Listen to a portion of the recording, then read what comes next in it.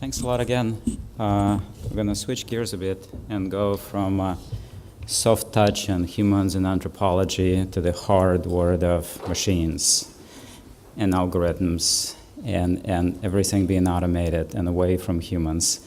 Having said that, a number of talks you've heard today have an interesting technology component, right? You just heard a talk where you had a technology, mobile phone technology,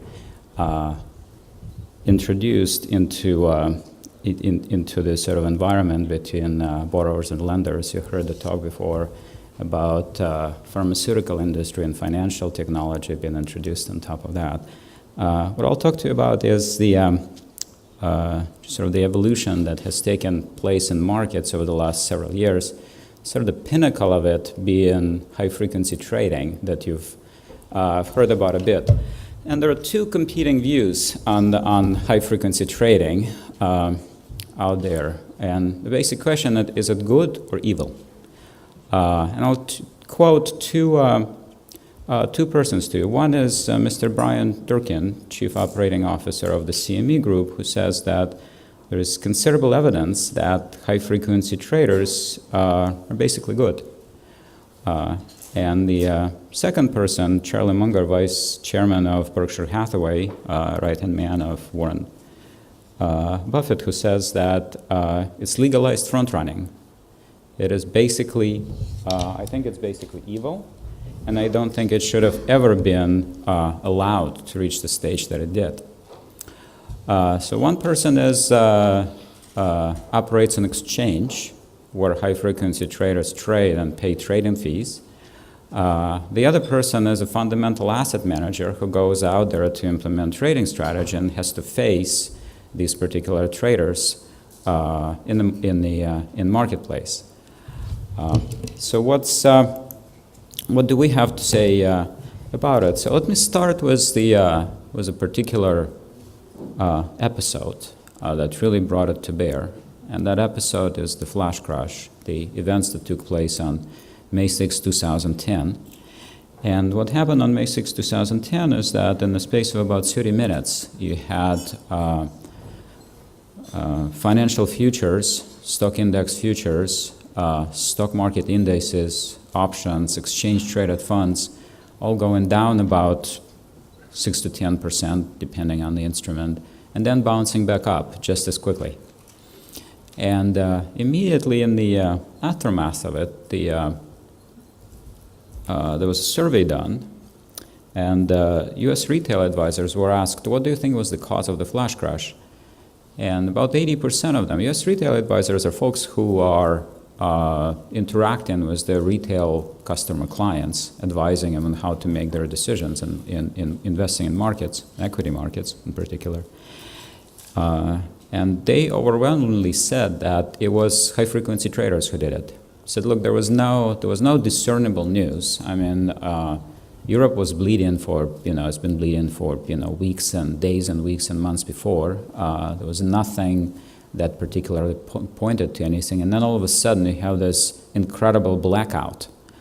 It must have been the machines, it must have been the computers, and it happened so fast that what else could it possibly be? As a backstory, about 18 months prior to the flash crash, when I joined the CFTC, I thought that wouldn't it be nice to actually find out what's happening in these electronic markets. Markets have become electronic. They've become fully automated in most cases. In a lot of the markets, you only can have electronic trading, just like in the contract that I'll show you a little bit later in this presentation.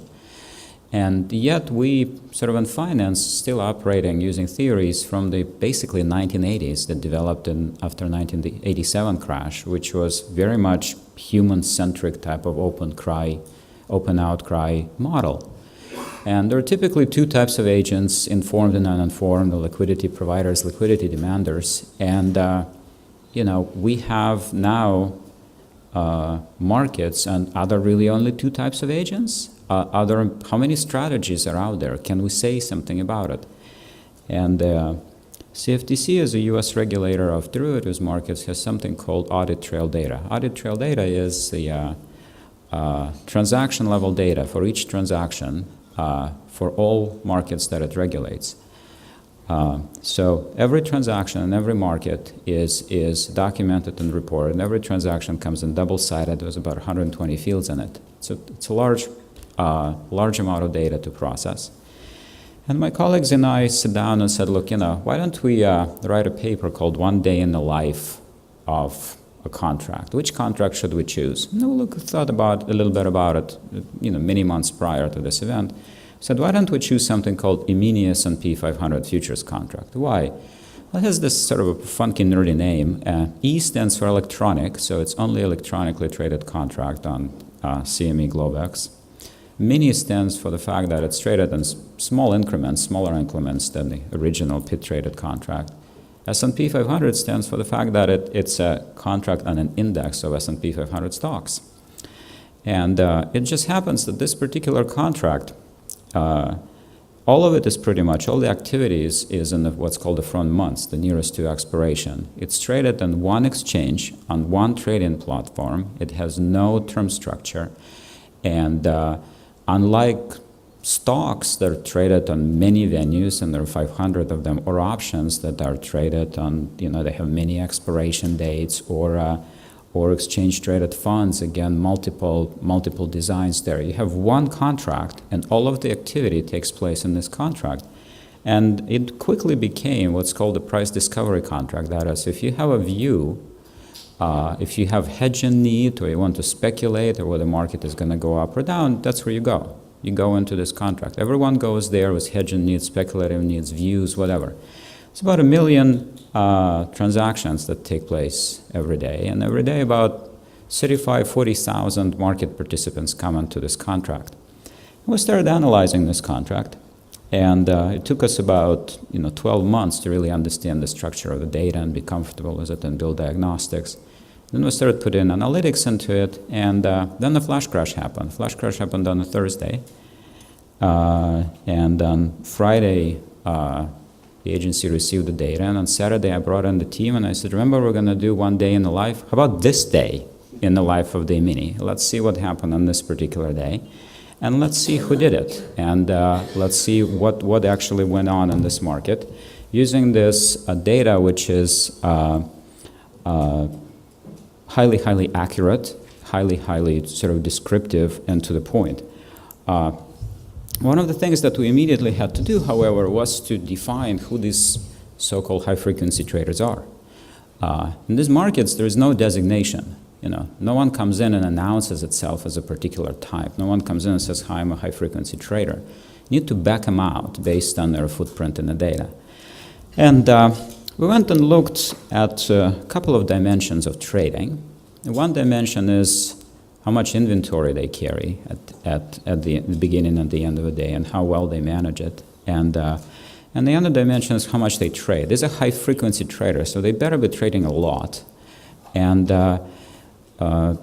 in terms of inventory behavior, they very much would look like an intermediary, because they would not be accumulating sort of positions overnight. And so we divided this universe of tens of thousands of traders into basically 6 different types: fundamental buyers, fundamental sellers, market makers, who are also intermediaries but much less so than high-frequency traders, small traders, those who trade very little, and what's called opportunistic trader. Well, opportunistic traders are sort of in between fundamental and intermediaries. These are your cross-market arbitrageurs, statistical arbitrageurs. They trade against model, against market feed, against another market. So what we really see is only one leg of their activity. So sometimes they look fundamental for 3 hours, and then they manage that position, and then they get out of it.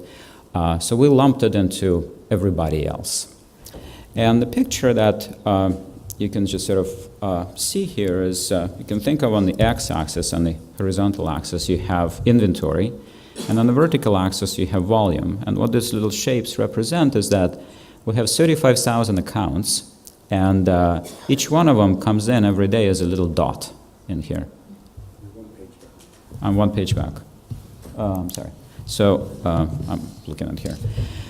comes in as a little dot. So you have these shapes, and these shapes, these oval shapes, is where these little dots fall, right? At the end of each day, we classify a trader based on trading volume and inventory, and we put a little dot on this map, on this chart. But because of the confidentiality reasons, we can't show you specific dots, but we can sort of draw these areas around it.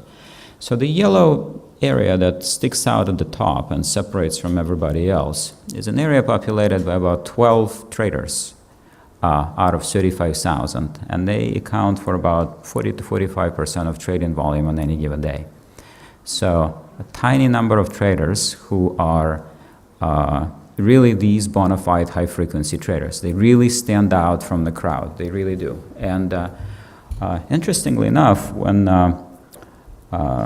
people typically come and talk to me and say, they sort of buttonhole me after a conference, and they say, hi, I work for such and such a bank. I'm a high-frequency trader. And I'm like, no, you're not.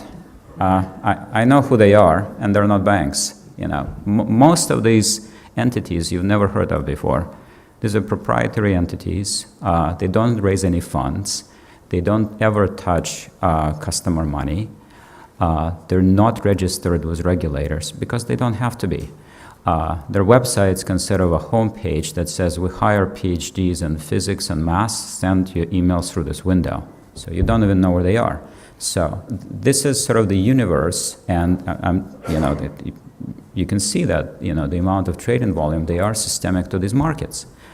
So now that we've classified them, we can ask a question, did they cause the flash crash or not? And what we've done is that we've looked at 3 days prior to the flash crash. 3 days prior because when you start looking at things after an event, the behavior might change and sort of becomes difficult to look at it. And what you see here is the greenish line is their net inventory position minute by minute for every day as a group, right? Can't show you individual HFTs, but as a group. And you see it crosses zero a lot. Sometimes they're positive, sometimes they're negative, sort of fluctuates around zero, as you would expect. Black line is prices, and you can see also dates, May 3, May 4, May 5th, and May 6th. So the basic test, is, if you will, if I were to remove the dates and the price lines, you wouldn't be able to tell which day is May 6th. They basically did the same on May 6th as they did on any other day, and they've traded, their trade-in behavior did not change. So that was our answer. There was sort of quite a bit of additional econometrics and hypothesis testing that went into it, but our answer was that they did not cause the flash crash. So what happened there? So what happened, as we've quickly discovered, is that there was a selling algorithm that got triggered late in the day. It got triggered about 1:32 Chicago time, which is 2:32 Eastern time, which means it's getting very close to the close of market. It was a selling algorithm that was automatically triggered. These are markets, again, populated by machines. And it started executing a sell program to basically hedge against the exposure that it had, long exposure that it had in equities. What I'm telling you here is it came out in the CFTC report, CFTC SEC report, as a result of sort of much longer investigation that took place. And that particular selling algorithm started selling these E-mini futures, and the first sort of 3,500 contracts or so out of this position of 75,000 contracts. 75,000 contracts was the largest net change in net position from January 1 to May 6 of that day, which was executed a very, very short period of time. And this algorithm was targeting trading volume as a sort of measure of how liquid markets are. That unfortunately proved to be the issue with sort of this design. The high-frequency traders picked up about 3,500 contracts, and as you can see here, they never pick up more than 3,500 contracts. They're not in the business of holding exposures. They're in the business of doing something else that I'll describe to you a little later on. And once they accumulated that inventory, they didn't want it anymore. So they started selling in front of this algorithm that's now pushing view in the trading volume associated with the selling of high-frequency traders as a trading volume that it interprets as market liquidity. So it started pushing more contracts into this market. And high-frequency traders sell both on the way up and on the way down. They sell a tick apart. So the volume really revved up because they really started passing the hot potato around in terms of sort of pushing these contracts around that they don't want. And at this point, it's close to the sort of end of the day. Who wants to sit on this position of 75,000 contracts overnight? You need to offer really, really significant price concession to do it. And there was a massive sort of price decline that happened in a very short period of time. There are other algorithms that, knowing that they're designed to arbitrage between this market, which is the price discovery market, and S&P 500 exchange traded fund called the Spider, and baskets of stocks. So what were they doing? Well, they're buying the E-mini because it's moving down fast, and they're selling the Spider in a basket of stock. And that way they're basically propagating the shock across the entire universe of these markets. And so you have a triggering event, actually a fairly slow moving algorithm. It's not designed to be fast, that triggers sort of this complexity and interconnectedness of interaction built in as algorithm. It's built in as lines of code. So it's not like somebody is like run into the exit or experiencing a behavioral issue. It's built in. It's electronic machine operated market that is now being so interconnected that you have the shock from one market being transmitted into others in a matter of seconds and minutes. And then something very interesting happens at the bottom of the flash crash. At the bottom of the flash crash, there is another yet algorithm built into the matching engine of the exchange that pauses trading for 5 seconds. And after that, the trading prices stabilize, and then they shoot up on the E-mini, and then because of the cross-market arbitrage, they shoot up on the Spider and the basket of stocks. And 20 minutes later, the prices are back to the level where they started. So why 5-second pause? What did it do? So I was puzzled a bit by that, and I think the best explanation I have about why it mattered is actually not the length of the pause, but the fact that what happens after the 5-second pause is that the market goes into the reopening procedure, which is the same as the reopening procedure at the beginning of the day. And what that means is that the matching engine, the exchange, sends a message to all algorithms out there. It's a new day. And when algorithms receive a message like that, they say, it's a new day, I need to re-optimize. And so all algorithms got synchronized because they operate on different time scales. Some operate in days, they don't re-optimize frequently. Some operate in hours, some operate in a scale of minutes, some in microseconds. And so this pause and particular safeguards and synchronization devices are sort of new tools we need to think of in this world, because circuit breakers that were put into the markets after the 1987 crash were not triggered. They were put in for human traders, and no human trader would be able to conduct an execution strategy like this in the pit. After you sell the first 1,000 contracts, you'll be dragged away from the pit. You're destabilizing the market, and it's very visible to everybody what you're doing. Here, in this anonymous electronic markets, you have an algorithm that's running, and everybody else is trying to guess what's going on.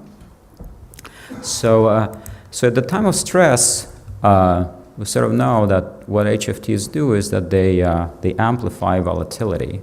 They didn't cause it, they didn't trigger it, but they amplified it. They really made this price move much, much faster and added quite a bit of latency to this process. So it's a bit of a misleading chart, a little bit hard to understand. I'll try to walk you through it. So what do high-frequency traders do, which is what people usually ask me. So what's the secret sauce? What is it that they do? And actually I did go around and talk to some high-frequency traders, and I said, do you guys have a secret sauce? Do you deploy the same algorithm in every market and it just works? And they said, yes, we do, but it's sort of becoming much, much less useful. It used to work just like wherever you deploy it. So what's the secret sauce? So let's start with the top left corner. And what it is just sort of a stylized version of something called a central limit order book. You have certain orders that are placed there to sell and certain orders that are placed there to buy.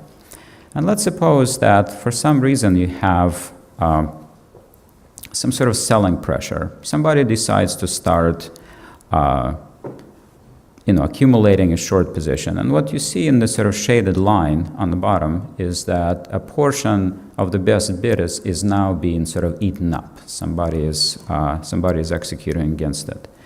What we see then happens is that if you go to the chart on the top right, is that once high-frequency traders detect sort of an imbalance like that, they very quickly consume the remaining part and move the price point. They establish now the best ask, and they add something to the best bid at the end. And then we go into two possible scenarios on the bottom. One scenario is that on the bottom left for you, that the selling pressure continues and it comes to them and they make money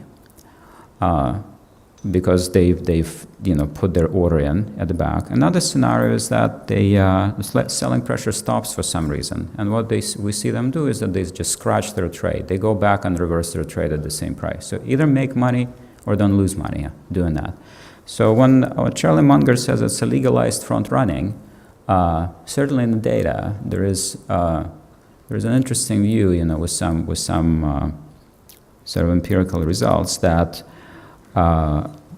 that's what sort of high-frequency trading strategies look like in the aggregate in the data. So what about under regular market conditions? So we know that strategies like this would sort of amplify the shock because they will be removing that last little bit from the market very, very quickly and just sort of eating up and establishing the price point, sort of adding just sort of this velocity to the market price. What about under regular market conditions? How profitable are they doing this? Are they profitable? Which ones of them are profitable? So why profitability? Why do we sort of care about trading profits? What's in the back of our minds is that you have this new type of financial intermediary that entered into this ecosystem that uses very powerful technology to be able to run strategies like this. Is this some sort of, what kind of service do they provide? Sort of the traditional view is that if you're in these markets and you're providing liquidity service, you're out there continuously to stand ready, buy or sell, you deserve to be profitable. I mean, you're providing a service to market participants. They don't have to wait for the other side to be there when they come to trade. But this service has to be sort of commensurate with some sort of profits, right? So let's look at the profits and let's see whether or not they're profitable and whether these profits are being derived from. Are they being derived from the provision of services, or are they being derived from using technology to do what Charlie Munger says? So now we have HFTs, but now we're going to split them up into three groups. We're going to split them up into groups of so-called passive, aggressive, or mixed. So there's a flag in the data that's called an aggressiveness flag. It's either 0 or 1, and if you came and executed against somebody else who was there prior to you, then you would be aggressive. If your order was there before somebody and came and executed against you, then you would be passive. It's one of the measures of what's the so-called liquidity, that you would have provided something or you've taken something from the market. So because of this flag, it's a flag that's in the data. We don't need to guess it. We can divide these HFTs based on whether or not they're primarily aggressive, primarily passive, or primarily mixed. From the picture I showed you before, you would see that they behaved aggressively to remove the last little bit in the book, and then they could either be passive, wait for the market to come to them and execute against them, or they could be aggressive again and scratch that, right? So there's some HFTs that are 100% aggressive. There's some HFTs that are 90% aggressive. There's some that are 80% aggressive. So our cutoff point was 80%. There's some HFTs that are passive 80% of the time. Those are our cutoff point. And you can think of those as more akin to market makers, intermediaries. They're very, very fast intermediaries, but they basically stand ready with their liquidity in the book. And there's some in between. And what we found is that for aggressive HFTs, you're looking at Sharpe ratios, median Sharpe ratio of 12 to 15, consistently over 2 years. These are, you should be a little bit careful about the Sharpe ratios, because when you're calculating them, they cannot be compared to things like daily Sharpe ratios. There are Sharpe ratios calculated over highly frequency data. Should be compared to something like 3 to 5. Still remarkably high, so there's very, very, comparatively little risk that they take. And profits are very consistent. So if you start out consistently being profitable, then you stay profitable. Remember, these are trading profits. We're not taking into account their costs, technological costs that are associated with rewriting algorithms, costs associated with clearing trading fees and so forth. But trading profits are really quite remarkable. Interestingly, if you're not profitable to begin with, then as you can see from that sort of green line at the top, then you eventually exit. So you just basically can't sustain your operations in this market. So it's not for everyone. It's really for the ones who can do it. So under regular market conditions, we find that HFTs are highly profitable, very persistent, and they are sort of the most aggressive ones are the most profitable. So it's certainly not for the provision of liquidity services. And I'd like to end this talk with just sort of thinking, well, is there a view we can have on, just sort of some sort of a view on, maybe there's a service that they provide which is not traditional liquidity service that we can think of. Maybe they provide something else. And one of the new sort of areas of work that I'm working on the sort of a theory side is to think the following. Well, let's suppose that you have a market price, and let's say it's a continuous variable, just evolves just like in the options pricing model, it evolves as a geometric Brownian motion, just continuous variable. But because of the trading technology, the prices that you observe coming out of that cube, you observe with a delay. It takes a bit of time to actually translate these ideas that people have about this price into an order, for an order to be executed and for people to observe it. Sometimes it takes milliseconds, sometimes seconds, sometimes minutes, right? So let's call this delay latency. And what high-frequency traders would then be doing is that they would be reducing this latency. So from that perspective, you can say, look, they're actually could be serving a useful role. What they're doing is that they're reducing the delay between the fundamental price as it moved and what's actually being observed in the market price. And so therefore, there's possibly sort of a role for them to play. It's not liquidity provision. It's sort of latency reduction or immediacy provision, if you will. What's the cost of this? What is the market paying in return for sort of getting this immediacy service? What we've calculated so far based on sort of preliminary results is that expected returns are not affected and volatility is not affected. It's a sort of a sliding latency scale. Latency itself is a stochastic variable. It's not a deterministic number that you're just delayed by the same amount. What does seem to be affected is something called volatility of volatility. It's actually those tails of volatility. And what that means is that the sort of resiliency of these markets and their proneness, if you will, to move into a high volatility state has now been elevated. And so if market participants are now, if that is indeed the trade-off, then what market participants are trading off, they're trading off immediacy against possibly the sort of bouts of instability that would happen from time to time. So at least it gives you sort of a framework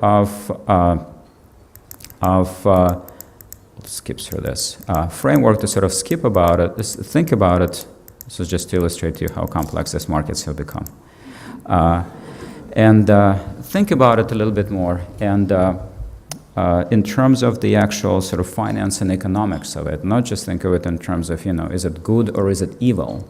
It's what do you get and what do you have to sacrifice in return for getting this? And if you're willing to pay for it, if there's interest to pay for it, then that may be fine. And as you know, regulators have come out and proposed all sorts of measures around the world on how to deal with high-frequency traders, from sort of outright financial transaction taxes to banning certain types of activities to minimum quote life. You cannot execute unless the order sits there for a period of time, and so forth. I think all of those things should be viewed in the context of this trade-off. If some market participants really want this immediacy, they really want to come in and execute in milliseconds, there should be found a way for them to pay for that. And if others do not want to do that, then there should be found a way for them to opt out. And there's a way to do it. There's a way to design the actual matching engine and design order types. You can put latency requirement on the order type, just like you have a price and quantity. You can say, this order I do not want to be executed in the next 50 milliseconds. I only want it to be executed by those who are in this market for longer that period of time. Now you've opted out of immediacy. If you're paying a higher price for that, that's your issue. If you're paying higher price in terms of, market may move against you, you've opted out. You had a chance to do this. So, sort of much more of a view of let's put technology to use. And the broader thing behind it is also let's think of financial regulation more from the machine-centric perspective, from the perspective of that these machines are operating now. It's a reality. And markets and market infrastructure and safeguards need to be designed with that in mind. This 5-second pause, by the way, was an ad hoc patch put into this engine by the CME when they were transitioning from pit trading to electronic trading. There are all sorts of other ad hoc patches out there in there. We now know which ones of them work, and we can create other types of safeguards in the form. These are short-term stays, right? And these are messages that they send, synchronization messages that they send to this algorithm. So make it more cyber-centric, make it more transparent also. The information that's available to this algorithm may not be the information all the information that they need. Maybe they need additional information about the state of the market. In the pit, you could see a lot more. You can see where everybody was trading, what they were doing, how they're executing. Now all they're seeing is prices and quantities flickering through this sort of market feed. Maybe there's some other information that could come through it. And think of it again as a sort of a redesign and change in the framework of how you approach this issue. Not whether it's good or evil, but technology is there. It's there, it's disruptive, but it also plays a useful role. And those who are willing to take advantage of it should be allowed to. Thank you.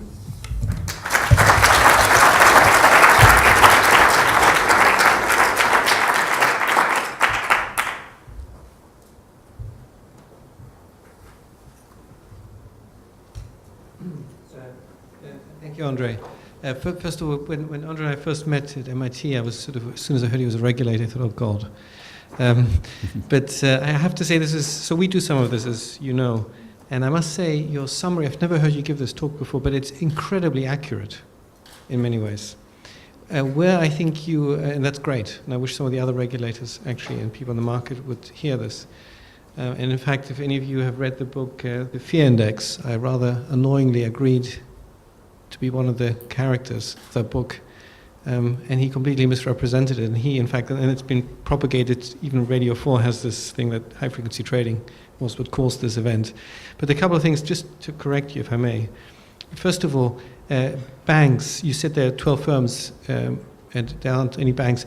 I don't know how you can be so sure, because I know pretty much as a fact that 2 big banks still to this day, in fact, before I came here, I just went to see one of the groups, very much engages in extremely high-frequency trading. So the sort that you talk about. So I think you shouldn't underestimate how much of it comes through banks. The second question I'd like to know, from you, you assert that you can categorize this. When a bank does a VWAP order, or a benchmark some sort of benchmark execution algorithm, so an average normal long-only fund manager places a VWAP order. In these statistics, how do you differentiate what is a order for a long-term holder of a equity executed in a efficient manner through, let's say, a VWAP, which from the way it actually trades and executes in the market and places the orders, it's indistinguishable from our perspective from a high-frequency trade. I'm unclear how you can differentiate this. So I'll try to answer that. The first statement is just based on the sort of pure empirical fact. It's just for one reason or another, those who we define as high-frequency traders, meaning those who are there all the time, operating in these frequencies and running through the strategies, are not banks. It doesn't mean that some banks are not very fast. In fact, one of the areas where high-frequency traders overlap with another little sort of shaded area is the so-called opportunistic traders. So opportunistic traders are the ones who are opportunistically participate in this market. Some of them may be banks, some of them may be stud arb outfits. So there's certainly some participants out there who have fast enough front end. In terms of the second question, the way to differentiate different participants, if I understood what you asked me, is that how can you tell if there is sort of a long-running execution program from transaction level data, right? So that's the question. So each transaction, however, comes in with enough information in it about those who execute it to actually back to the parent order. So you can see that you can back it out that this particular transaction that took place, or particular program that took place over, say, 1,000 transactions is actually all related to the same underlying order that was fed through the front end. It has an ID number basically on it. So that's the way to differentiate. Frankly, when I first saw these sort of numbers, I was shocked. I nearly fell off my chair. I'm shocked. It's like I just sort of thought of it as in metaphorical terms that, and a lot of people asserted it to me. They said, look, high-frequency traders are just scalpers. They're just like faster market makers. They are just like broker-dealers. They look qualitatively different. They really, really do look qualitatively different. So if you have a sort of paradise island ecosystem where there is a bunch of birds around there and they're flying around and feeding on insects, and they fly during the day and they look, for instance, and they have beautiful, multicolored tails and so forth. And then all of a sudden you have into this ecosystem introduced bats. Right, bats fly at night and they use sonar equipment and they also feed on insects. And these are different species. They would look in the data that these are flying objects feeding on insects, but they're not birds because they're using a very different type of technology, and they're basically devastating this ecosystem. Very soon you'll see some birds dropping out because there are only so many insects to go about. So it's one of the complaints sort of that you hear. There's a sort of a public outcry about it coming from different parts of the industry. Market makers who are being threatened, fundamental investors who cannot touch these prices because they're being submitted so quickly that they literally flicker in the front of the book. Opportunistic traders who all of a sudden find that their stud arb strategies that used to work perfectly before now don't, because they actually can't get this execution fast enough. You need to engage in this arms race against these people too, because you have your model telling you that you need to trade. You go and trade, and your execution is horrible. So I think it's a different world. But at the same time, I think that this immediacy provision service, if there's a need for it, if there is really a need for this immediacy, and some market participants are interested in it, is there. Now what happens, however, is that high-frequency traders are both immediacy providers and demanders. They demand it just as much. Any other? Yeah. Mm-hmm. Yeah.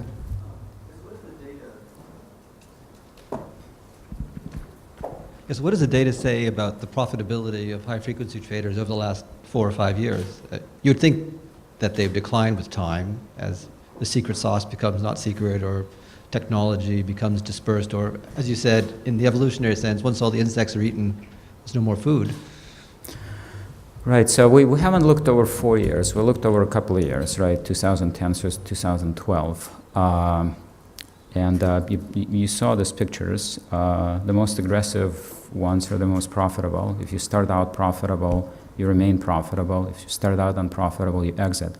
The numbers are fairly steady. You would think that with sharp ratios of this magnitude, there's going to be a massive influx of people to erode away those rents. There might be technological barriers of why that's not happening. The numbers of the actual entities remain small and stable, and it's not entirely clear why that is. I really, really hope that why that is actually not the result of some sort of an antitrust secret agreement. I really, really hope that it's not the case, and just as a result of, technology being implemented, and there are only so many, there are only so many algorithms, so many people who can do this, and some of them, maybe by accident, maybe not, ended up at the top, and now they could be running this race. Sorry, I just want to. Can I just answer that? The answer to the question is actually very simple. Returns have come down dramatically, and I don't know where you get your information from, but that's not. I mean, just to be clear, in fact, we in the last 12 months 12 firms have tried to sell themselves to us who do high frequency trading. So I think returns have absolutely come down. The reason is actually very simple. I think there are 3 reasons. Number one, as volumes decline, the bid-offer spread and the amount of money you can extract is just very limited. Secondly, dispersion is very important. And if you measure the equity dispersion at the moment, it's very tight. So stocks are highly correlated. So that isn't very helpful. And thirdly, if you go around MIT, for example, at the computer science department, you will see a little sticky note, those notes where you try and attract undergraduates, programmers, we're looking for programmers, and then you find out some computer science professor had read about this sort of stuff in the paper, says, gee, I'm doing it as well. So there's actually competition coming in from all kinds of random sources. So it's a business that people are getting out of and not into. And then lastly, if you look at GetGo, which is probably one of the big high-frequency shops, certainly had bits, their profitability has come down dramatically. So game over, frankly. And I don't think it's anything like it's pernicious. And one last comment, which intellectually I find interesting. Why is it different if George Soros or Warren Buffett buys a stock and I tailgate him? Why is that different to front-running as it's described here for me doing it in a very short time horizon? It's intellectually to me exactly the same thing.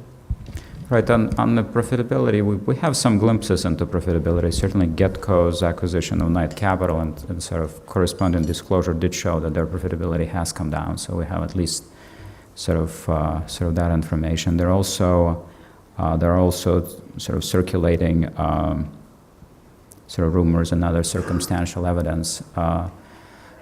My answer to you was I cannot quantitatively validate this, right? So there are rumors, there are stories, there are some sort of disclosure points, and if that is indeed the case, if the profitability has come down, is it the result of sort of lower volume, lower volatility, competition in the marketplace? These are all questions that you need to posit as a hypothesis and go and use scientific method to either reject or fail to reject. Right, so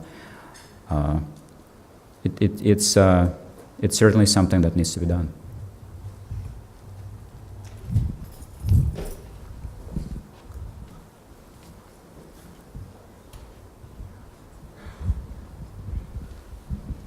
Hello. My question is just about the Sharpe ratio number. I'm just wondering if that could be in some way inflated in the sense that are participants bearing some additional risk which isn't really captured? Like, for example, the risk of your heavy investment in your infrastructure becoming obsolete, or a crash risk like in a carry trade. Is there something which isn't being captured on your really short horizon? It's inflated, and I mentioned it in my presentation. It's inflated because when you're dividing by that sigma on the bottom, the way you're sort of calculating it, you're calculating it over many different transactions, right? So it's just sort of naturally going to come out that you'll be dividing by a smaller number, therefore inflating it. It's known, right? So we know what goes into it. The time series of it is perhaps more more just sort of informative, that it's relatively stable and high enough to just sort of, it really needs to be comparatively to the baseline of something like 5 as opposed to like 2.